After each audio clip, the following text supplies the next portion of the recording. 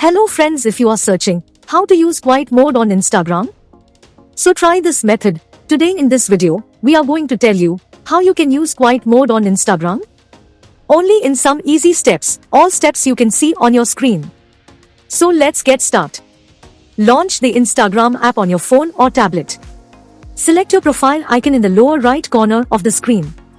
Next, tap the menu button in the top right corner of the screen. Select notifications from the list that appears. Select quiet mode from the notifications settings menu. Toggle on the quiet mode switch. Once enabled, you can set a schedule by choosing the start and end times and days of the week you want to use quiet mode. It is set from 11 p.m. to 7 a.m. by default, but you can set it to whatever works best for your schedule. It will also default to the time you set for it every day of the week, but you can change that, too. And you are done.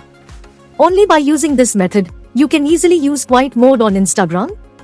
Hope you like this video. If yes, please hit a like button and don't forget to subscribe our YouTube channel. Thanks for watching this video.